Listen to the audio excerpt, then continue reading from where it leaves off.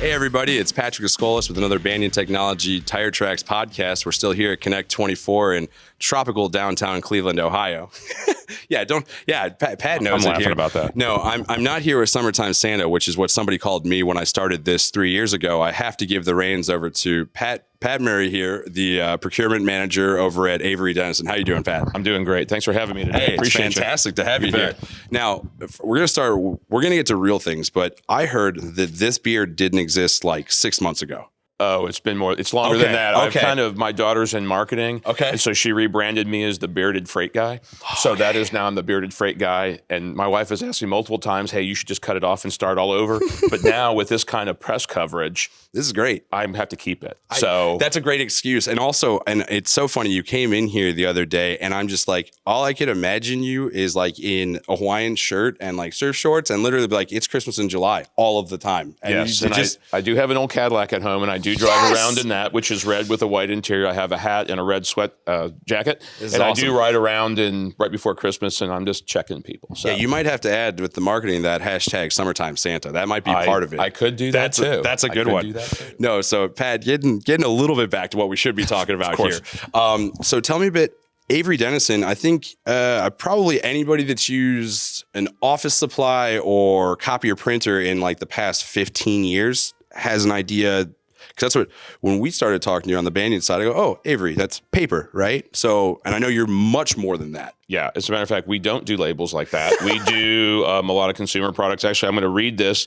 Global Materials Science and Digital Identification Solutions Company with locations in over 50 countries. So I'm on the materials group side. So we make a lot of, as I call it, sticky paper. All right. It's way more diverse than that. Yeah. But I was brought on board a couple years ago.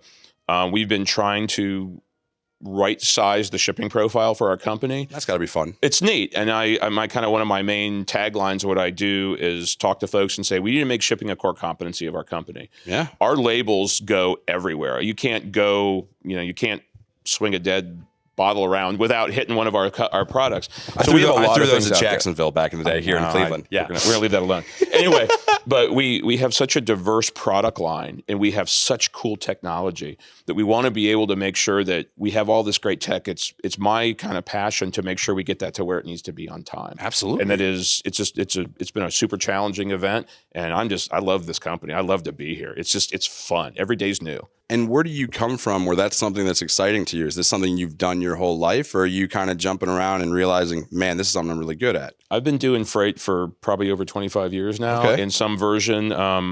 Back to my Army days, I got to move a big division back from the Gulf War. Ooh. And so That's some fun logistics. It was fun. And then I've done everything from Didn't lose a Humvee at all, huh? no comment. It's classified. Don't say that. But I've moved everything in my career from like pills to nursing homes with a courier, all the way up to gensets into Europe and Africa. So it's kind of a little bit different. I've had a broad reach, and so my goal right now is I've got a great team that works with me, and I'm just trying to teach. I'm trying to take all the lessons that I've learned in all these hard knock kind of environments and apply it to what we do at Avery Dennison. And that is it's a challenge, but it's fun. Every day is just, what can we go get into? And every day somebody comes up with something weird and new, and it's a great teaching point. So, and is it fun, as you said, new, but also because you kind of get immediate gratification in the process changes that you put in? A little bit. I always used a couple of jobs ago, it was the hero to goat cycle. It's about 15 minutes. So you're like the scourge of the business. Sure. And 15 minutes later, you've got something delivered or you've solved a problem. Yeah. And then you're the hero again. So it's a quick turn cycle.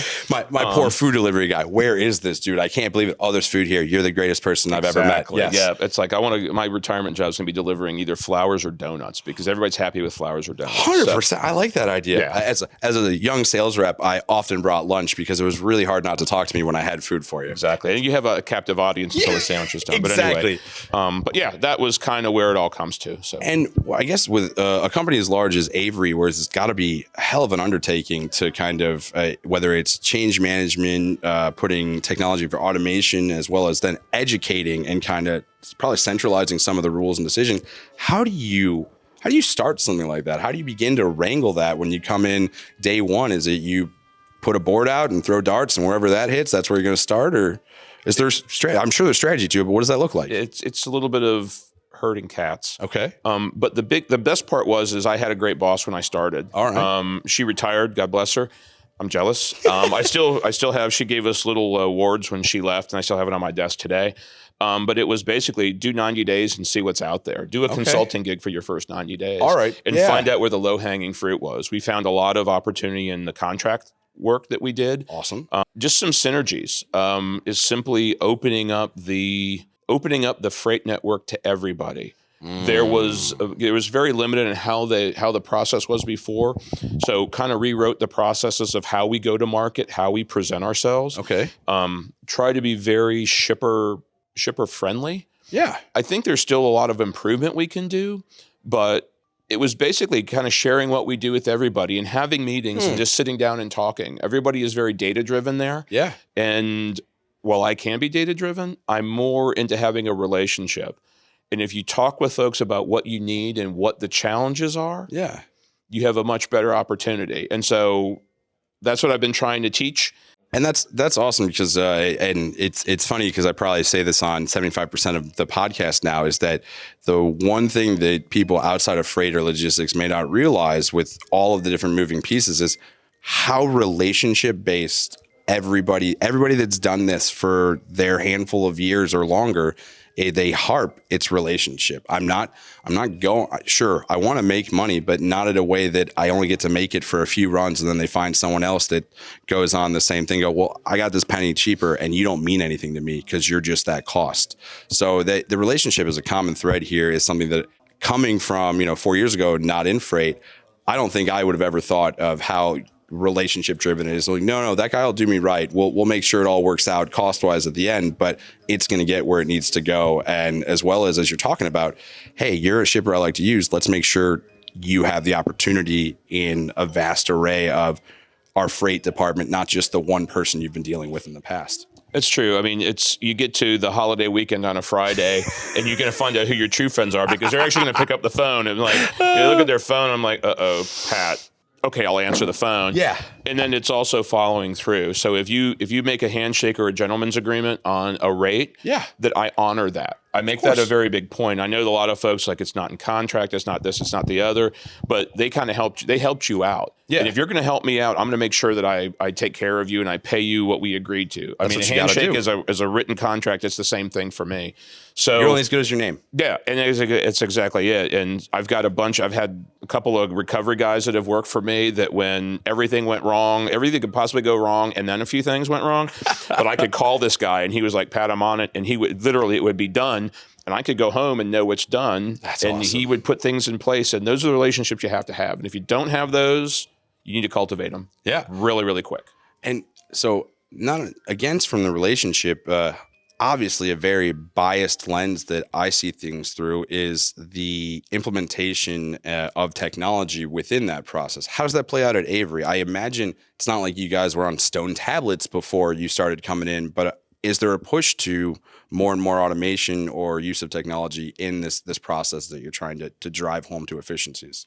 Yeah, there is. My quick plug for Banyan is we use the platform to do analytics and to go look for stuff. I had to throw a bone. Yeah, no, it's anyway, but yeah, we use that to kind of test out rates, do rate structures, to do things like that because the tools weren't really there. Okay. And I would look to see how we did RFPs before and how we would go back and rate things, and it would just be a slog to do. So this is getting better, and unfortunately, it's uncovering things, account structure issues, some other kind of stuff. But we're getting there. And the thing is, we have a clear path to success. And with Avery being such a technology-driven company, we're making progress. Things are opening people's minds. We're kind of starting some new stuff, trying to get more analytics into the thing, predictability. The supply chain has their things that they're looking for. Freight has their things. But yeah, the technology is out there, and we continue to make strides. There's some room for improvement always, but we're trying to lead the way and just teach and show what's out there. A lot of it is the fields change so quickly that folks don't realize what's really out there. And so being an old super user of a Banyan platform, I know what great looks like. Sure. I know what API does. And so now I'm trying to teach that within our own business of this is the neat stuff that's out there, and it is real time. And with all the, the craziness in the world right now, knowing where everything is a big piece. And so that's what we're trying to teach and leverage. And I mean, I think that goal has to be the goal, because like you said, if you don't know where it is, even if it's on time, you assume the worst until you know exactly where it is, whether or not everything went smooth. And if you just don't know it, how can you think otherwise?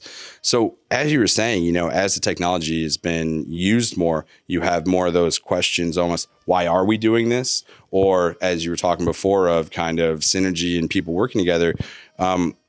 Were there situations where one department just didn't know the other department was doing this, and together they could have, if they had just like pop their head out and be like, hey, I'm about to move this, do you have anything to go?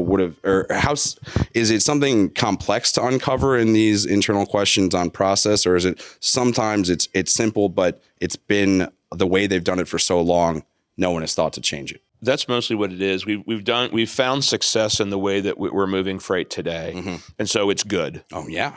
And I want it great. That's the vision. And so we do have there's some folks that are really helping push those agendas. Yeah. There is a very big kind of push to bring everybody together. So we started co-locating business units at the same distribution centers, which is a perfect thing to do. Let's leverage the space that we have. But then you get into the who's shipping it? Is one group shipping it? The other group shipping it? And everybody's very, very unique in what they do. So one division will do things in the commercial space that you go to a grocery store and you see every day. Yeah. The other group, you never really know they're out there, but you see their finished product. Okay. And so it's a different mix. And each of them have different CTQs of what they're trying to accomplish and delivering you a customer. And based on that, finding one solution is not, it's not impossible, but it's not easy either. Right. And that's what we have to go and understand what those business rules are. So when we go to market for freight, and we go for an LTL bid or a truckload bid, we have to understand what the end user wants and work backwards to that solution. So that's kind of where we try to pull together. And I think and this is a question here, as you try to, I think you said it, have one solution, whether that's technology or I guess I should say the ideal workflow, it's probably likely that an organization is big and differentiated in a different place, that it's never really going to be just one, but you'll have a best practice for each of those needs within those different departments. Because, what is true for building A over here is not true for, Avery C that's doing a completely different thing over here. That's true. Everybody has it's all a different platform. So there's not one solution that's going to fit all of the pieces. But in other roles that I've had in my career, I've always done let's take the best and chuck the rest. And so one division may have something that works super well for them, but the other divisions never looked at it. And we're trying to do that cross-sharing. And it's been very, very siloed in the past. And so about a year and a half ago, the young lady that works for me, Olivia, super, super smart young lady. I can't say enough about her. But we started crossing over to other divisions to understand what they do. And it's a lot, because what we do for one group, the other group says, no, we never do that. And so trying to get everybody at least on the same LTL contracts has been awesome. That's very important. So we've had support from our leadership. We've had support from the legal team. We've had just an amazing amount of support to do what we're doing and to drive these initiatives. So every division doesn't have to go out and negotiate an LTL contract. There's a dozen of them. Just we add an address and off we go. And you're using everybody's volume together to get a better negotiation leverage point. True. Yeah, we are doing that. Yeah. It's kind of the one Avery thing. I never knew that's what it was, what I was doing, but now we're doing one Avery. But yeah, it's out there and it's working. We can add locations. We're trying to find out who else needs help. Yeah. I think I overextend myself doing that all the time, but it's like, hey, we have such great stuff going on here, and the base is the foundation is laid for fantastic. We just have to go for it and get fantastic. No, it sounds like you're extremely passionate about it, which has to be a part of it for something that's kind of big that you've a Pandora's box that you've kind of opened into, and until you're done, you're going to keep at it and probably drill deeper until you're like, all right, I think I've gotten to rock bottom. Let's finish cleaning it all up now. The wake of questions that I've left behind. I've been told multiple times, Pat, quit opening boxes. So that's a next tier question, Pat. Calm down. yeah. We're not going to open that other box, but yeah, I've been told don't open any more boxes. But no, it's been amazing. And the cool part about this whole thing is, I think sometimes, in the freight procurement world, you get siloed into what you do and you don't talk to very many people. 100%. But this has been neat because every time we do something different, there's a whole bunch of new people. As a matter of fact, we did an onboarding call this morning with a warehouse, and there were people on the screen I've never even seen before. And so, of course, the warehouse rep that I've been dealing with, their vice president, he makes fun of me for the beard again. I was going to say, they're also wondering, who is this guy? Yeah, it's like the bearded freight guy. But anyway, so we get this, and I met all these new people, and what they do is so diverse from what we normally do. And it was like, wow, I never thought of 6 different things because of that. So that's going,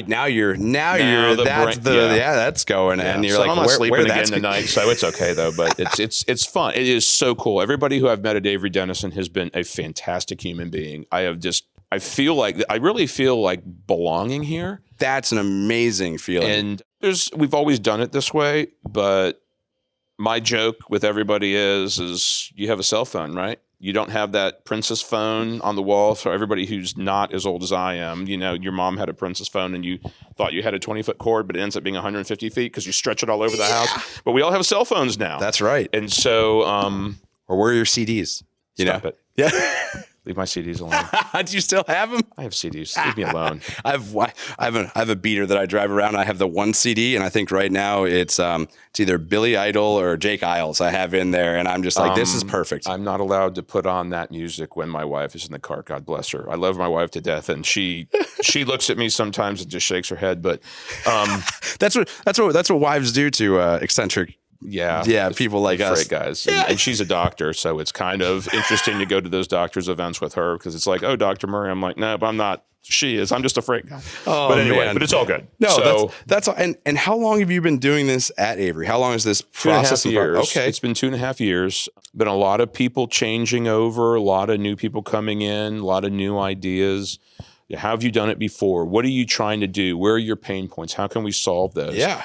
But yeah, it's been a very, very, and it just happened out of the blue. This role just kind of crossed my path at one point. Yeah. And it was kind of, you're on the edge about it. Yeah. I'm remote, but so is my team is remote. Gotcha. And I think I talked to Olivia more than I talked to my wife some days. Which your wife is probably grateful for. She's very grateful for. I get to work with my dog Lou. We converse about freight every once in a while too, but he makes some great points. He does. He's a good thing.